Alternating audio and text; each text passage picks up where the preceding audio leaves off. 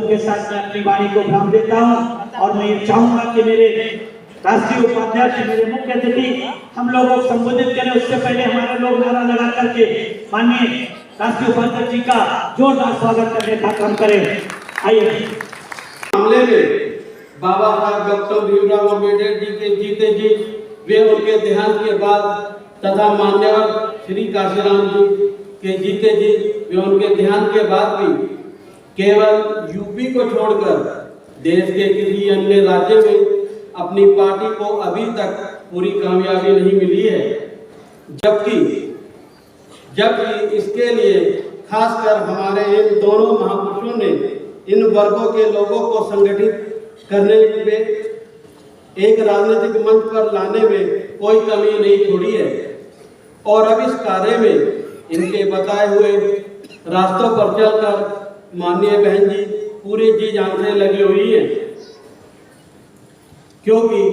ऐसे किए बिना अर्थात इन वर्गों को बीएसपी से जोड़े बिना हमारी पार्टी केंद्र में राज्यों की सत्ता प्राप्त नहीं कर सकती है और यही हालात हमें यहाँ आपके महाराष्ट्र प्रदेश में भी देखने को मिल रहे हैं। इसके साथ ही मैं यह भी कहना चाहूँगा कि जब तक केंद्र में राज्यों में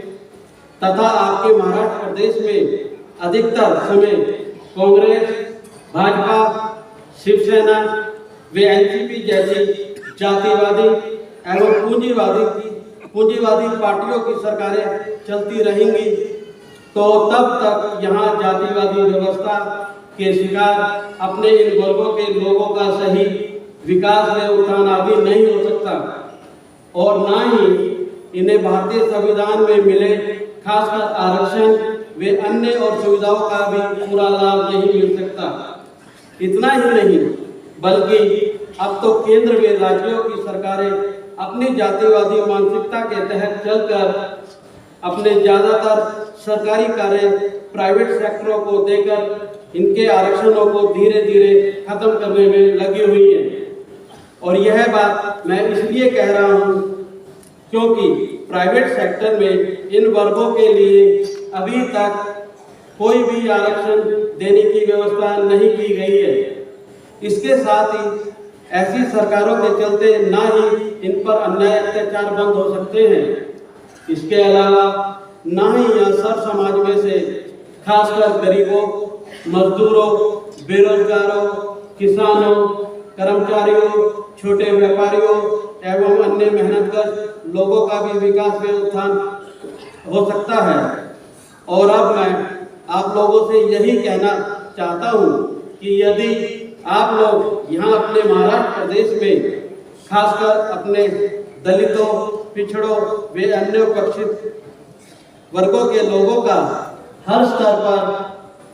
सही विकास में उत्थान आदि करना चाहते हैं और साथ ही इन पर आए दिन हो रहे अन्याय अत्याचार से भी इन्हें निजात दिलाना चाहते हैं तो फिर यहाँ आप लोगों को महाराष्ट्र प्रदेश में भी अपने खुद की पार्टी यानी कि बीएसपी को हर मामले में मजबूत बना के इसे सत्ता में जरूर लाना होगा और इसके लिए अपनी पार्टी के लोगों को खासकर यहाँ दलितों, आदिवासियों, पिछड़े वर्गों एवं अन्य उपेक्षित वर्गों के लोगों को भाईचारे के आधार पर बीएसपी में जोड़कर अपनी पार्टी के जनाधार को बढ़ाना होगा, जिसके लिए आपके महाराष्ट्र प्रदेश में माननीय बहन कुमारी मायावती जी ने बीएसपी के संगठन को तैयार करने व जनाधार को बढ़ाने के लिए आपको जो जरूरी दिशा निर्देश दिए हैं उनका आप लोगों को पूरी ईमानदारी व निष्ठा से पालन करना होगा। इसके अलावा बहुजन समाज की गैर राजनीतिक जड़ों को मजबूत बनाने के लिए बामसेफ का तथा पार्टी के कार्यक्रम में अनुशासन को बनाने के लिए बीबीएफ यानी कि बहुजन वॉलंटियर फोर्स का जो गठन किया गया है और जिन लोगों को भी इन सभी संगठनों की यहाँ आपके प्रदेश में जिम्मेदारी सौंपी गई है उन्हें भी माननीय बहन जी द्वारा इस संबंध में दिए गए जरूरी दिशा निर्देशों के मुताबिक चलकर अपनी जिम्मेदारी को पूरे ठीक ढंग से निभाना है। साथ ही इन सबको कैडर कैंप के जरिए इन सभी संगठनों के संबंध में वे पार्टी की मूवमेंट्स के बारे में तथा इनसे जुड़े पदाधिकारियों एवं कार्यकर्ताओं के कार्यों के बारे में भी जरूर बताना है। लेकिन ध्यान से सुनो, लेकिन इन सभी संगठनों में आपको 50% पद अधिकारी नौजवान यूथ को भी जरूर रखना है। 50% नौजवान यूथ को जरूर रखना है और साथ ही पदाधिकारी बनाने के साथ ही नौजवानों को उन्हें बीएसपी का सदस्य भी जरूर बनाना है। इनके साथ साथ यहाँ मैं यह भी कहना चाहूँगा कि बीएसपी को कमजोर करने के लिए आपके प्रदेश में भी यहाँ विरोधी पार्टियां जो आए दिन किस्म किस्म के हथकंडे इस्तेमाल करती रहती हैं, उनसे भी अपने लोगों को समय समय पर जरूर सावधान करते रहना है। इसका एक बिल्कुल ताजा उदाहरण है, मध्य प्रदेश के अंदर आज मतदान हो रहे हैं और वहां पर कल ही कांग्रेस के लोगों ने जो दलितों की हितैषी पार्टी बताती है और बाबा साहब को अपना आदर्श मानने का ढोंग करती है, कल की डेट में उन्होंने पूरे मध्य प्रदेश और छत्तीसगढ़ में यह फैला दिया कि बीएसपी बीजेपी को वोट कर,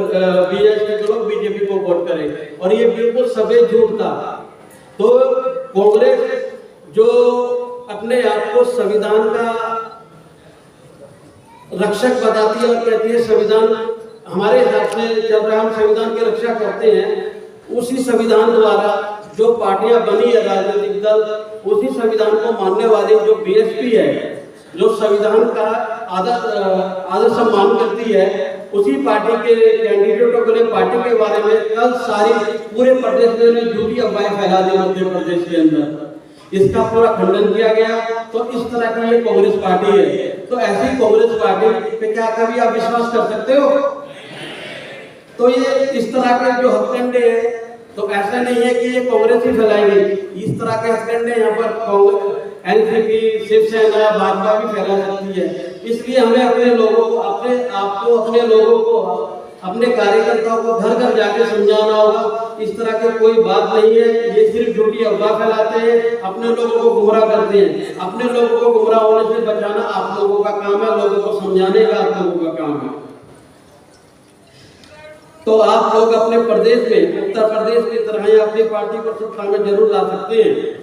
इसके साथ ही साथ मैं आप लोगों से यह भी अनुरोध करता हूँ कि आपके प्रदेश में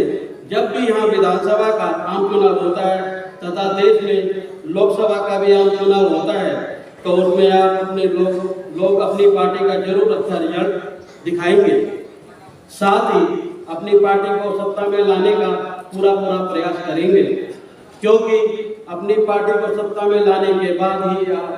यहाँ आप अपने लोगों की सामाजिक एवं आर्थिक स्थिति में से बदलाव ला सकते हैं। साथ ही इनको जुर्म जाति से भी छुटकारा दिला सकते हैं। इन्हीं जरूरी बातों के साथ अब मैं आपसे यही उम्मीद करता हूँ कि आप लोगों को माननीय बहन कुमारी मायावती जी के बताए हुए दिशा निर्देशों के मुताबिक चलकर यहाँ अपनी पार्टी के संगठन को मजबूत बनाने के साथ साथ पार्टी के जनाधार को बड़े पैमाने पर जरूर बढ़ाना है। यहाँ आपके प्रदेश में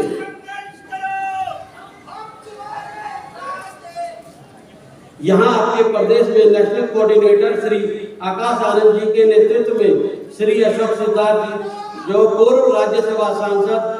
श्री नितिन सिंह केंद्रीय स्टेट कोऑर्डिनेटर के साथ साथ प्रदेश अध्यक्ष एडवोकेट संदीप तागने, प्रदेश कोऑर्डिनेटर एडवोकेट सुनील डोंगरे जी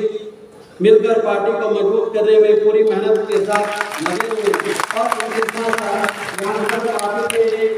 जिले में विधानसभा में हर स्तर के पदाधिकारी पूरी मेहनत से लगे हुए हैं। और इन सब की वजह से ही अब यहाँ अपनी पार्टी का जनाधार धीरे धीरे बढ़ रहा है। वैसे मुझे इन पर पूरी उम्मीद है कि इस कार्यों में आगे भी हमारे लोग पूरी की जाने लगे रहेंगे। इसी बात के साथ अब मैं अपनी बात यही समाप्त करता हूँ। जय हिंद, जय भारत, जय बंदी।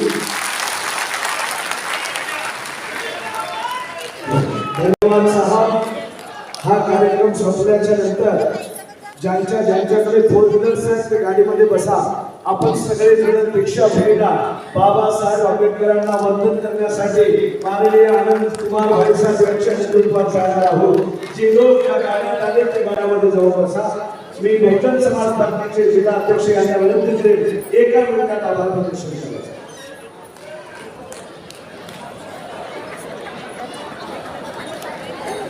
बहुजन समाज पार्टीच्या या विधानसभेत स्फोट जिल्हास्तरीय 2 या संमेलनामध्ये माननीय राष्ट्रीय उपाध्यक्ष बहुजन समाज पार्टीचे आनंद कुमार साहेब यांनी उत्कृष्ट असं जोशपूर्ण तुम्हाला परिवेशित केलं. त्याबद्दल त्यांचे मी आभार मानतो. अशोक सिद्धार्थ साहेब माननीय खासदार यांचे सुद्धा मी आभार मानतो. या महाराष्ट्राचे प्रदेश अध्यक्ष